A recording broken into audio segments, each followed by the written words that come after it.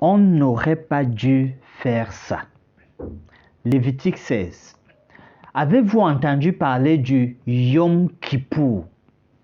Il est question du jour annuel de l'expiation, le jour du grand pardon. Et c'était pour la purification du sanctuaire. Au verset 6, Aaron devait d'abord faire l'expiation pour lui et sa maison, d'où l'utilisation d'un taureau expiatoire.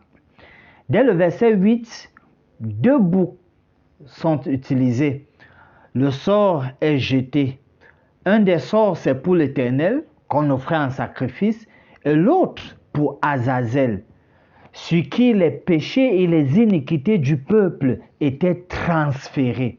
Ensuite donc, ce bouc-là pour Azazel était lâché au désert.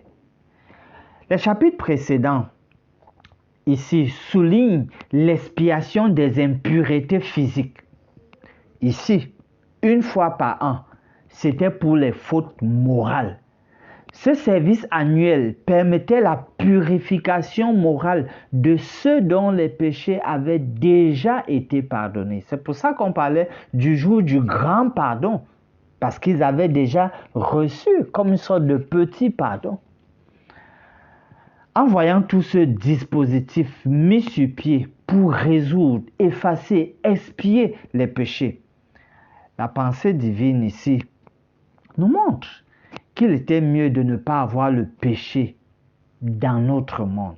En fait, cette pensée divine projette un scénario dans mon esprit. Jean et Josiane, 2 jeunes chrétiens puritains, marchent ensemble. L'amitié est parfaite. La complicité est indicible. Leur félicité est féerique. On dirait qu'ils feront un couple parfait. Puis un beau jour, pas une belle soirée, ils couchent ensemble. Et juste à l'instant, juste après le moment de jouissance, ils sont gagnés par une conscience culpabilisante. Et ils se disent l'un l'autre, on n'aurait pas dû faire ça. Chers amis, quand nous voyons tout ce que ça a coûté, l'expiation du péché, l'humanité devrait se dire, on n'aurait pas dû faire ça. Puisse Dieu nous soutenir. Shalom.